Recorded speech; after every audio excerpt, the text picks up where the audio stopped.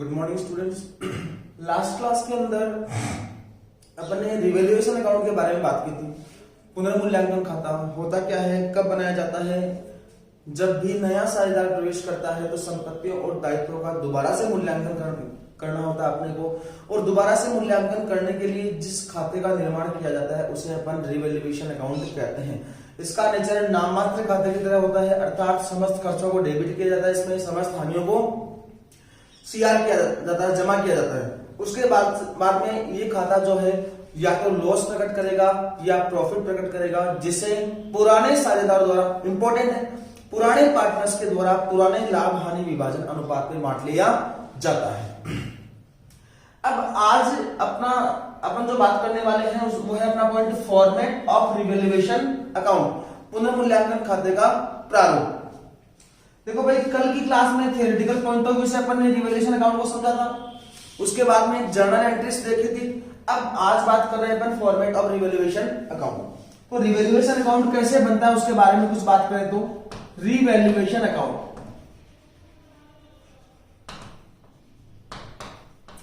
पुनर्मूल्यांकन खाता। देखो भाई, अकाउंट है तो सीधी सी बात है, अकाउंट के फॉर्मेट में अकाउंट का फॉर्मेट रेडी करना पड़ेगा अपने को।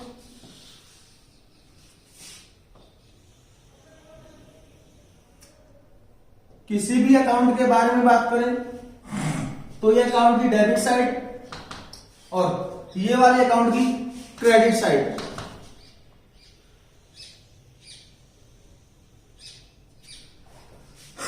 यहां पर पर्टिकुलर्स अमाउंट, पर्टिकुलर्स अमाउंट,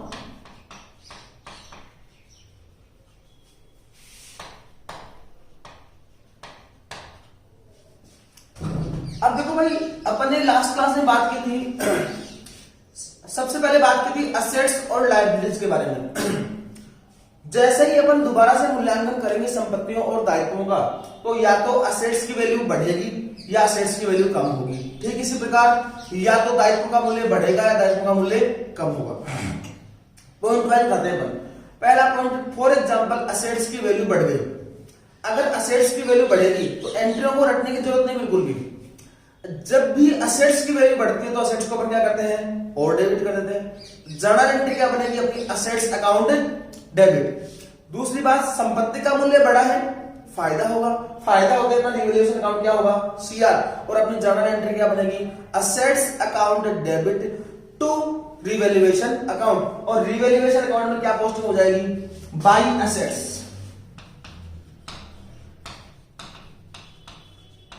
ये किसको डिनोट कर रहा है, इंक्रीज को, इंक्रीज इन असेट्स।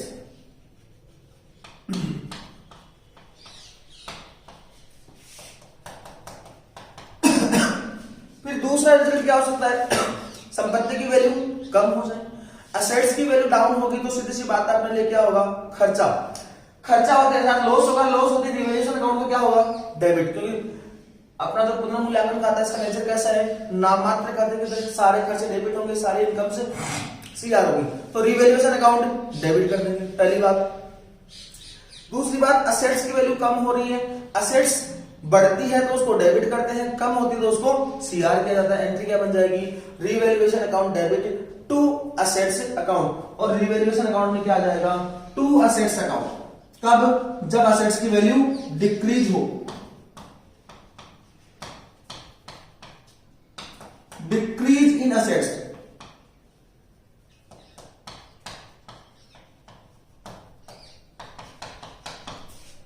दो पॉइंट हो गए। फिर बात करते हैं अपन लायबिलिटीज के बारे में। मान लो फॉर एग्जांपल कोई लायबिलिटी है, उसका मूल्य बढ़ गया, दायित्व का मूल्य जैसे ही बढ़ेगा तो अपने लिए क्या है, खर्चा, पहली बात। और लॉस होते ही रिवैल्यूएशन अकाउंट क्या हो जाएगा, डेबिट। पॉइंट नंबर एक। दूसरा पॉइंट, दायित्व का मूल्य बढ़ा है, दायित्व का बैलेंस कौन सा होता है, सीआर। दायित्व की वैल्यू जैसे बढ़ती है उसको अपन और क्रेडिट कर देते हैं, और अपनी जर्नल एंट्री क्या बन जाएगी, revaluation account debit to liabilities account. और रिवैल्यूएशन अकाउंट में क्या आ जाएगा, टू लायबिलिटीज अकाउंट।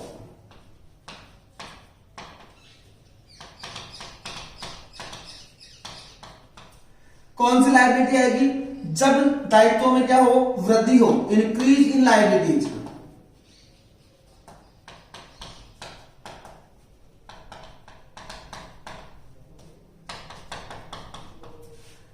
इससे आगे चले तो नेक्स्ट रिजल्ट आ सकता है अपने पास, दायित्व का मूल्य कम हो जाए।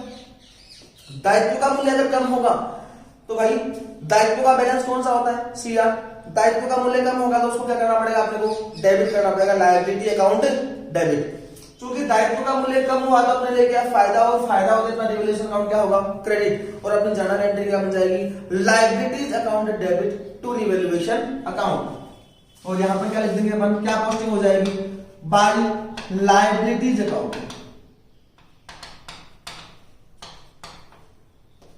डिक्रीज इन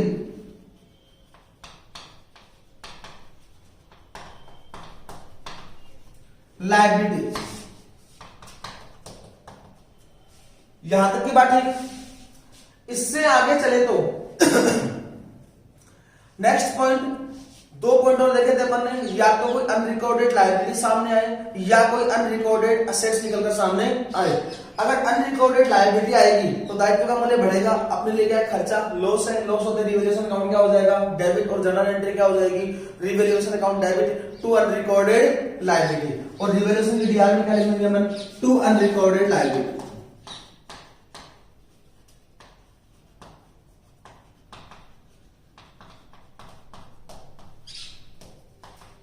नेक्स्ट रिजल्ट क्या आ सकता है, अनरिकॉर्डेड असेट सामने आए, ऐसी संपत्ति जिसको अपन ने पहले बुक्स में रिकॉर्ड नहीं कर रखा था, पुनर्मूल्यांकन करने पर पता चला ये अपने पास ये संपत्ति पड़ी है, फायदा होगा, और फायदा होगा तो रिवैल्यूएशन अकाउंट क्या होना है, क्रेडिट। संपत्ति का मूल्य बढ़ रहा है, डेबिट क्या हो जाएगी, असेट्स अकाउंट डेबिट हो जाएगा।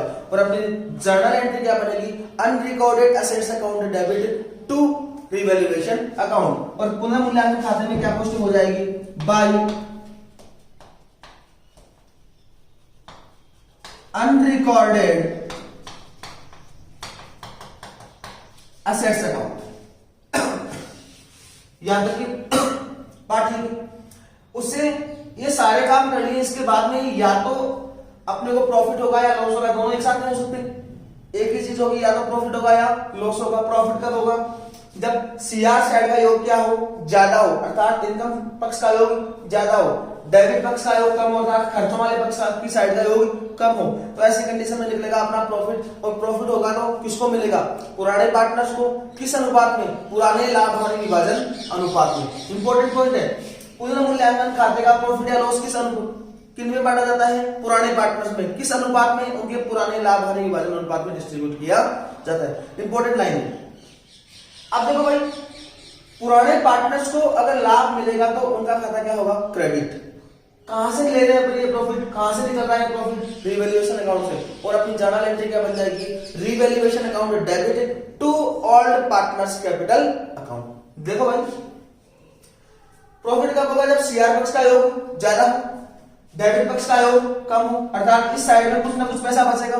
और ये पैसा बचा है, किसको डिनोट कर रहा है, प्रॉफिट को। ये प्रॉफिट अपने को भेजना कहां है, पुराने पार्टनर्स के पूंजी खाते में ट्रांसफर करना है। और जैसे ट्रांसफर करेंगे तो अपनी एंट्री क्या हो जाएगी, revaluation account debit to all partners capital account. और रिवैल्यूएशन की डीआई में आ जाएगा to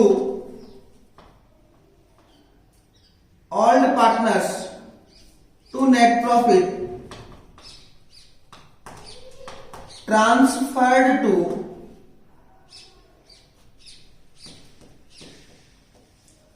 all partners capital account. किस रेशियो में, in all profit sharing ratio. और अपना खाता क्या हो जाएगा, बंद। अगर प्रॉफिट ना निकले तो क्या निकलेगा इस खाते से, लॉस। प्रॉफिट हो या लॉस हो, किसको मिलेगा, पुराने पार्टनर्स को। किस अनुपात में, पुराने लाभ हानि विभाजन अनुपात में। लॉस कब होगा, जब डेबिट पक्ष का योग ज्यादा हो, सीआर पक्ष का योग कम हो, ऐसी कंडीशन में लॉस निकलेगा। और लॉस भी किसको मिलेगा, पुराने पार्टनर्स को। लॉस मिलेगा तो पुराने पार्टनर्स का पूंजी खाता क्या हो जाएगा, डेबिट। और अपनी जर्नल एंट्री क्या बनेगी, all partners capital account debit to revaluation account. और रिवैल्यूएशन अकाउंट में पोस्टिंग हो जाएगी by net loss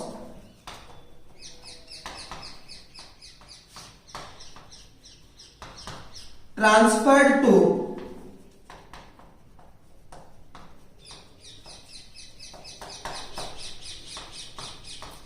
old partners capital account, किस रेशियो में? In old profit sharing ratio, in OPSR।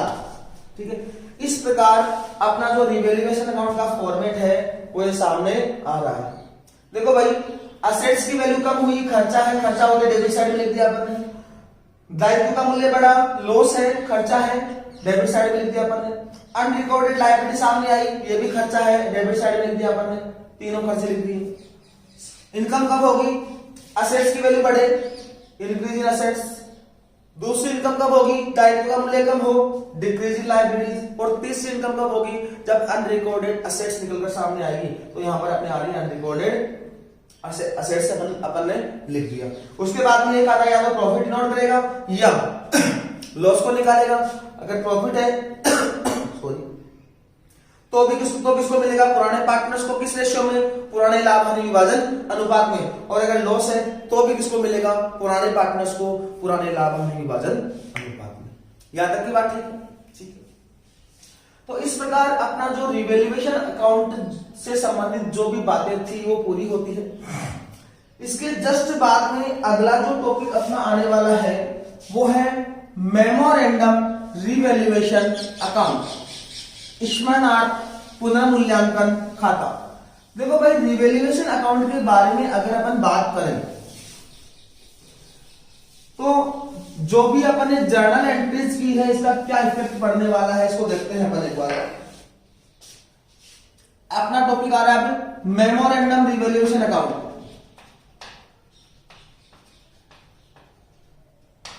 स्मरणार्थ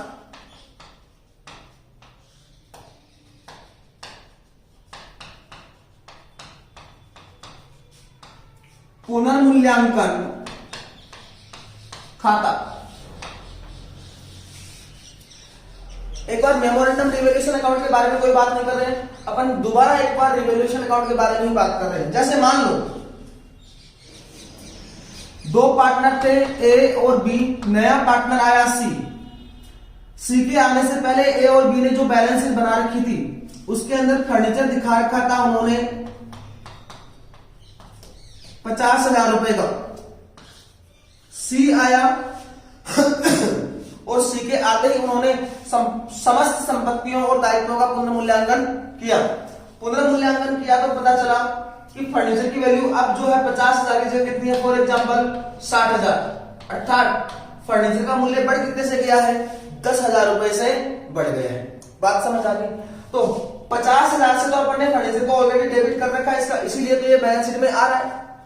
अब क्या करना पड़ेगा अपने को? 10,000 से फर्नीचर को वापस डेबिट करना पड़ेगा। अर्थात अपनी यहां पर पहले फर्नीचर की वैल्यू कितनी थी? 50,000। अब वैल्यू कितनी निकल कर आ रही है? 60,000। इसका मतलब फर्नीचर का मूल्य बढ़ कितने से रहा है? 10,000 से। जर्नल एंट्री पास कितने से होगी? 10,000 रुपए से। बात समझ आ रही है? और अपनी जर्नल एंट्री क्या होगी? देखो भाई, असेट की वैल्यू बढ़ रही है तो फर्नीचर अकाउंट डेबिट,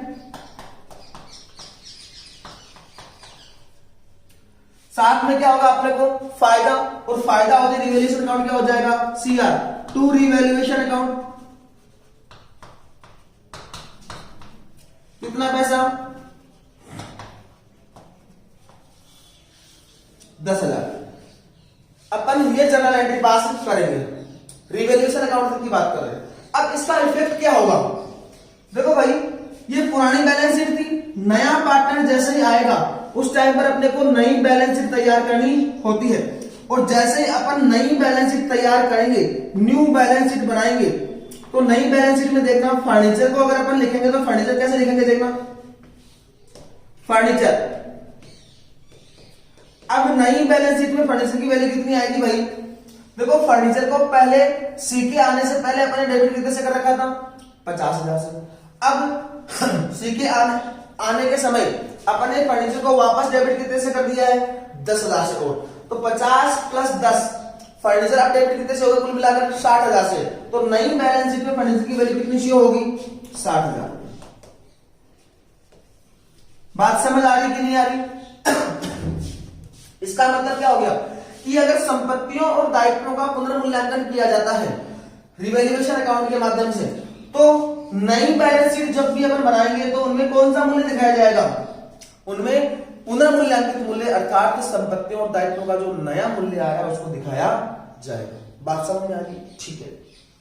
अब अपना जो टॉपिक आ रहा है वो है मेमोरेंडम रिवैल्यूएशन अकाउंट, स्मरणार्थ पुनर्मूल्यांकन खाता। इस खाते में, ये खाता कब बनाते हैं इसके बारे में हम बात करते हैं।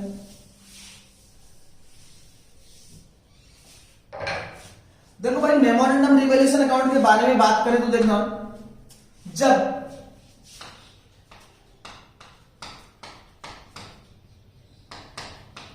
संपत्तियों एवं दायित्वों का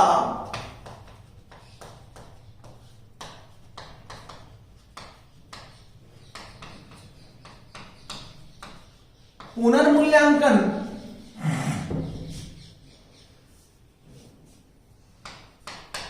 तो किया जाए, परंतु पुनर्मूल्यांकन के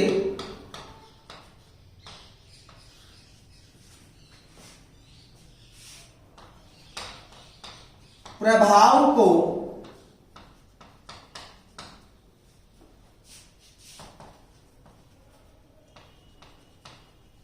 बैलेंस शीट में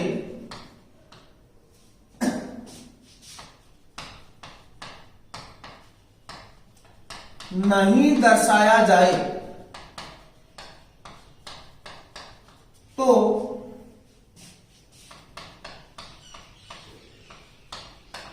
ऐसी स्थिति में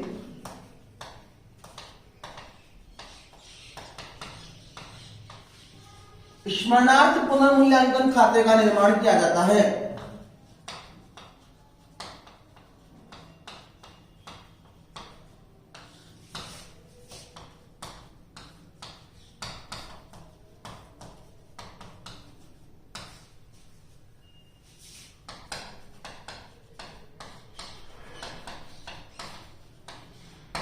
देखो भाई, क्या लिखा है मैंने, जब संपत्तियों और दायित्वों का पुनर्मूल्यांकन तो किया जाए लेकिन इसके प्रभाव को बैलेंस शीट में नहीं दिखाया जाए। अगर अपन रिवैल्यूएशन अकाउंट तक की बात करें तो पुनर्मूल्यांकन खाते में अपन ने क्या सीखा था कि संपत्ति, कोई भी एसेट की वैल्यू बढ़ी है या कोई एसेट की वैल्यू कम हुई है तो जर्नल एंट्री पास करेंगे और नई बैलेंस शीट जब भी अपन बनाएंगे तो असेट्स में डिक्रीज हो, कमी हो या वृद्धि हो, दायित्वों में कमी हो या वृद्धि हो, इसका प्रभाव नई बैलेंस शीट के अंदर शो होगा। जैसे अभी अपन ने एग्जांपल लिया था, पुरानी बैलेंस शीट के अकॉर्डिंग फर्नीचर कितने का था? 50,000 रुपए का। अपन ने जर्नल एंट्री पास की, जर्नल एंट्री पास करने, रिवैल्यूएशन किया, रिवैल्यूएशन करने पर पता चला कि फर्नीचर की वैल्यू कितनी है? 60,000। 10,000 रुपए से अपन जर्नल एंट्री पास कर दी। 10,000 से जर्नल एंट्री पास करते नई बैलेंस शीट में फर्नीचर कितना दिखा दिया था अपन ने? 60,000 रुपए। अर्थात केवल पुनर्मूल्यांकन खाता बनाया जाता है तो ऐसी स्थिति में संपत्तियों पर पुनर्मूल्यांकन के प्रभाव को नई बैलेंस शीट में दर्शाया जाता है। बात समझ में आ रही है? लेकिन मेमोरेंडम रिवैल्यूएशन अकाउंट क्या कहता है कि जब संपत्तियों और दायित्वों का पुनर्मूल्यांकन तो किया जाए, मतलब दोबारा से जांच तो करनी है, लेकिन इसके प्रभाव को बैलेंस शीट में नहीं दर्शाया जाए। अब ऐसा कैसे हो सकता है? इसके लिए अपने को एक्स्ट्रा काम करना पड़ेगा। फिर इसके प्रभाव को नई बैलेंस शीट में नहीं दर्शाया जाए, ऐसी कंडीशन में मेमोरेंडम रिवैल्यूएशन अकाउंट का निर्माण किया जाता है। यहां तक की बात है। अब देखो भाई, अगर अपन सिंगल जर्नल एंट्री पास करके छोड़ देंगे, जैसे अभी अपन ने एसेट्स का पुनर्मूल्यांकन किया था, फर्नीचर का पुनर्मूल्यांकन किया था और 10,000 से अपन ने एंट्री पास कर दी थी फर्नीचर अकाउंट लिया टू रिवैल्यूएशन, अगर इतना ही काम करके छोड़ देंगे, इसका मतलब तो श्योर होगा कि फर्नीचर की वैल्यू नई बैलेंस शीट में 60,000 रुपए आएगी। ठीक है। अब यहां पर मेमोरेंडम रिवैल्यूएशन अकाउंट जब भी बनाया जाता है तो ये दो पार्ट्स में बनाया जाता है। इसमें पहले पार्ट में वास्तव में जो पुनर्मूल्यांकन किया है उसको डिनोट किया जाता है और इसका जो दूसरा पार्ट होता है वो इसका जस्ट अपोजिट होता है, अर्थात जो पुनर्मूल्यांकन किया गया है उसके प्रभाव को खत्म कर दिया जाता है। कैसे? देखते हैं। थोड़ी सी इसके बारे में और बात कर लेते हैं। इस खाते का निर्माण अर्थात मेमोरेंडम रिवैल्यूएशन अकाउंट, इस खाते का निर्माण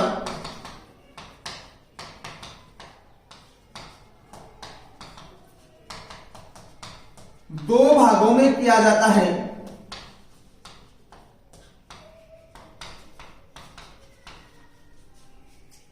जिसमें पहला भाग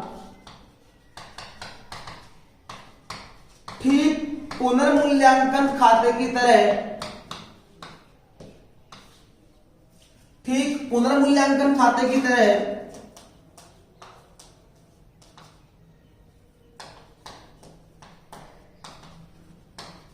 होता है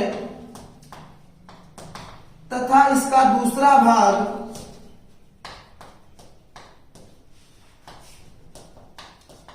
पहले भाग का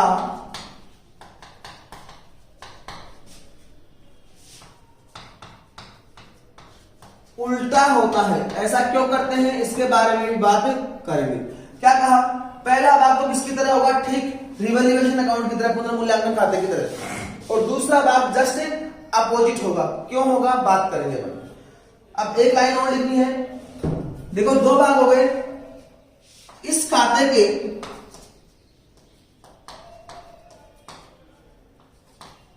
प्रथम भाग के लाभ अथवा हानि को पुराने साझेदारों द्वारा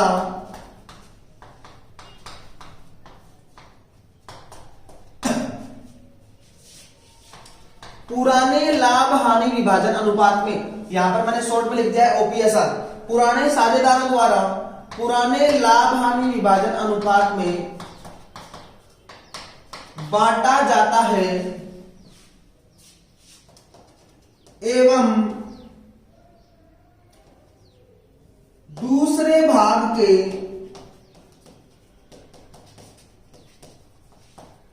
लाभ अथवा हानि को सभी साझेदारों में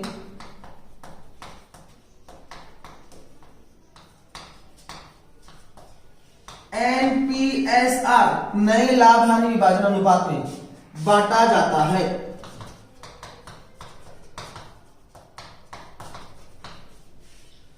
देखो भाई अपन ने यहां पर क्या बात की, मेमोरेंडम रिवैल्यूएशन अकाउंट क्यों बनाते हैं, जब संपत्तियों और दायित्वों का पुनर्मूल्यांकन तो किया जाए लेकिन इसके प्रभाव को बैलेंस शीट में नहीं दर्शाया जाए, पहली बात, ठीक है।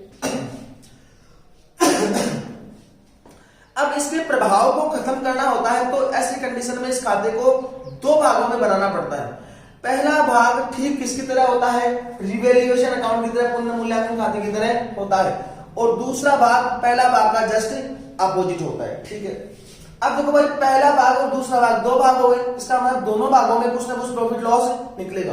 तो पहले भाग का जो भी प्रॉफिट लॉस है उसको पुराने साझेदारों में पुराने लाभ हानि विभाजन अनुपात में डिस्ट्रीब्यूट किया जाता है, और जो दूसरा भाग है उसके लाभ अथवा हानि को किस अनुपात में बांटा जाता है, दूसरे भाग के लाभ अथवा हानि को सभी साझेदारों में नए लाभ हानि विभाजन अनुपात में डिस्ट्रीब्यूट किया जाता है।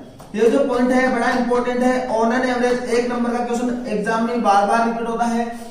स्मरणार्थ पुनर्मूल्यांकन खाते के दूसरे भाग के लाभ अथवा हानि को कैसे बांटा जाता है, कैसे बांटेंगे, सभी साझेदारों में नए लाभ हानि विभाजन अनुपात में डिस्ट्रीब्यूट करते हैं। बात समझ में आ रही है।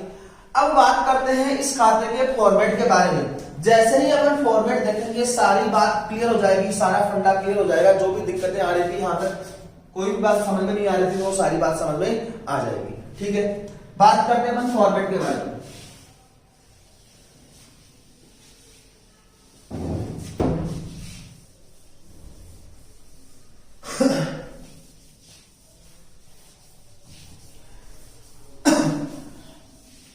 सबसे इंपॉर्टेंट बात क्या है, मेमोरेंडम रिवैल्यूएशन अकाउंट कब बनाते हैं, जब संपत्तियों और दायित्वों का पुनर्मूल्यांकन तो किया जाए लेकिन इसके प्रभाव को बैलेंस शीट में नहीं दर्शाया जाए। इंपॉर्टेंट बात ध्यान रखना पड़ेगा, मेमोरेंडम रिवैल्यूएशन अकाउंट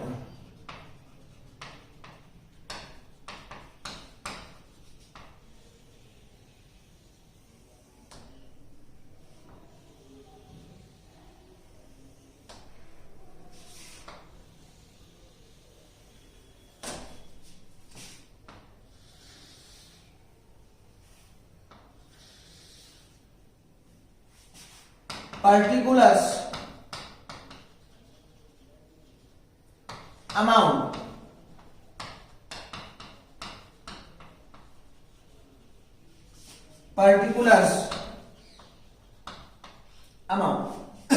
देखो भाई इसमें दो भाग होते हैं, तो मैंने यहां पर भी इसको दो भागों में बांट दिया है।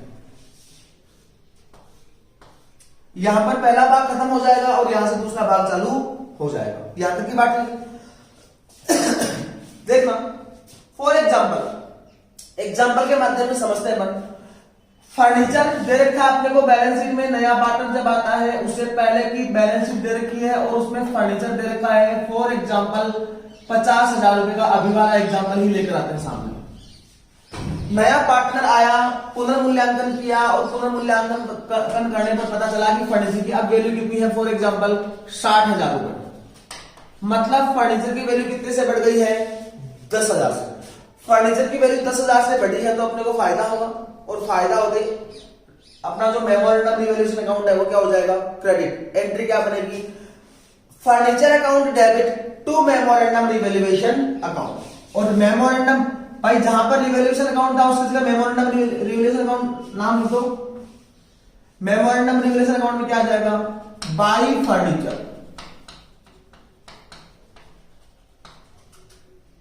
कितना पैसा, 10,000। देखो भाई अपन ने जर्नल एंट्री की है, memorandum revaluation account debit to furniture account,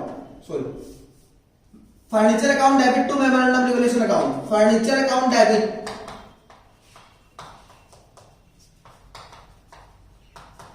to memorandum revaluation account, पहली जर्नल एंट्री अपन ने पास की। अब अगर इसको अपन इतना सा ही करके छोड़ देते हैं तो क्या होगा, क्या रिजल्ट निकलने वाला है इसका। नई फर्नीचर को डेबिट कितने से किया अपन ने, 10,000 से।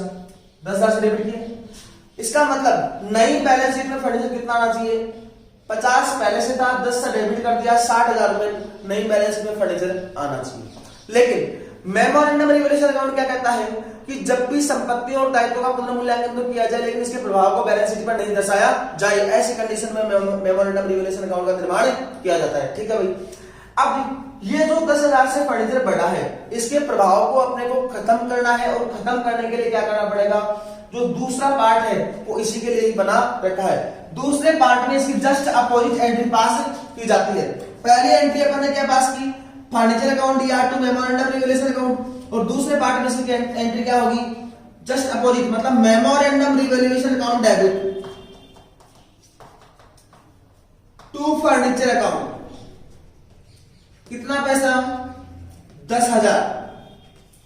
अब रिजल्ट क्या निकलेगा भाई, पोस्टिंग क्या होगी, मेमोरेंडम रिवैल्यूएशन की डीआर में क्या जाएगा, टू फर्नीचर अकाउंट। कितना पैसा, 10,000। अब देखो रिजल्ट क्या निकला, फर्नीचर को पहले अपन ने डेबिट किया था 10,000 से, दूसरे भाग में अपन ने वापस फर्नीचर को सीआर कितने से कर लिया, 10,000 से। बात समझ आ रही है। इफेक्ट क्या निकला कि नई बैलेंस शीट जो होगी उसके ऊपर कोई भी प्रभाव नहीं पड़ने वाला है। बात समझ में आ रही है, ठीक है। और ऐसा ही अपने को करना था। दूसरा एग्जांपल लेते हैं। मान लो मशीनरी दे रखी है और नया पार्टनर जब आया उससे पहले मशीन की वैल्यू अपनी बुक्स में दी हुई है 1,00,000 रुपए। नया पार्टनर आया, पुनर्मूल्यांकन किया, पता चला कि इसकी वैल्यू है 80,000 रुपए। क्या करना पड़ेगा, असेट पहले 1,00,000 कितने की हो गई, 80,000 की। असेट की वैल्यू डाउन कितने से होगी, 20,000 से। असेट की वैल्यू बढ़ेगी तो अपने लिए क्या है, लॉस, और लॉस होते ही रिवैल्यूएशन अकाउंट क्या हो जाएगा, डेबिट। पहली बात। दूसरी बात, लॉस असेट्स घट रही है, इसका मतलब असेट्स को क्या करना पड़ेगा, क्रेडिट करना पड़ेगा, और अपनी जर्नल एंट्री क्या बन जाएगी, memorandum revaluation account debit to assets account. पहले भाग में क्या लिखेंगे अपन, टू मशीनरी अकाउंट। कितने रुपए से, 20,000। अब अगर अपन एक ही एंट्री पास करके छोड़ देते हैं इसका मतलब नई बैलेंस शीट के ऊपर फर्क पड़ेगा, लेकिन इसके प्रभाव को खत्म करने के लिए अपन दूसरा पार्ट बना रखा अपन ने, और दूसरे पार्ट में क्या करते हैं अपन, इसकी जस्ट अपोजिट एंट्री, यहां पर एंट्री पास हुई है memorandum revaluation account DR to machinery, और यहां पर एंट्री पास क्या होगी opposite machinery account DR to memorandum revaluation account, और मेमोरेंडम रिवैल्यूएशन अकाउंट के दूसरे भाग में क्या आ जाएगा बाई मशीनरी, कितना पैसा 20,000। इस प्रकार पहला भाग किसकी तरह बनता है ठीक रिवैल्यूएशन अकाउंट की तरह, दूसरा भाग पहले भाग का जस्ट अपोजिट, अर्थात ऐसे कहे तो कुछ भी दिमाग लगाने की आवश्यकता नहीं है, जो बाई में लिख रखा है उसको उठा के सीधा कहां लिख दो 2 में लिख दो, जो जिसको 2 में लिख रखा है उसको उठा के सीधा कहां लिख दो बाई में लिख दो। बात समझ आ रही है। दूसरा पार्ट जो है पहले भाग के प्रभाव को खत्म करने पे तुला हुआ है। अब सबसे इंपॉर्टेंट बात, पहले भाग के प्रॉफिट अथवा लॉस को किस अनुपात में बांटा जाता है, पुराने साझेदारों में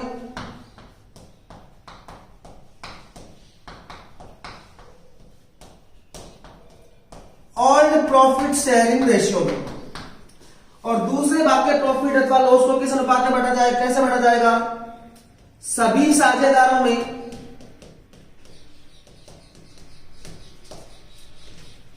एनपीएसआर में नए लाभ हानि विभाजन अनुपात में बांटा जाएगा। बात समझ आ रही है। तो ये था अपना मेमोरेंडम रिवैल्यूएशन अकाउंट। क्या बात की थी, जब भी संपत्तियों और दायित्वों का पुनर्मूल्यांकन किया जाए लेकिन इसके प्रभाव को बैलेंस शीट में नहीं दर्शाया जाए, प्रभाव को खत्म करने के लिए अपन ने दूसरा पार्ट बना रखा है। तो ऐसी स्थिति में मेमोरेंडम रिवैल्यूएशन अकाउंट का निर्माण किया जाता है। इसके दो भाग होते हैं, पहला भाग ठीक पुनर्मूल्यांकन खाते की तरह होता है जिसके लाभ अथवा हानि को पुराने पार्टनर्स के द्वारा पुराने लाभ हानि विभाजन अनुपात में डिस्ट्रीब्यूट किया जाता है। दूसरा भाग पहले भाग का जस्ट अपोजिट होता है और जिसके प्रॉफिट अथवा लॉस को सभी पार्टनर्स के द्वारा नए लाभ हानि विभाजन अनुपात में डिस्ट्रीब्यूट किया जाता है। यहां तक की बात ठीक है। तो आज की क्लास में अपन इतनी बात करेंगे, बाकी बात करेंगे अपन नेक्स्ट क्लास में। कोई भी बात अगर समझ में नहीं आ रही है तो आप मेरे से पूछ सकते हैं, चैट के माध्यम से या कॉल करके कैसे भी। ठीक है, थैंक यू।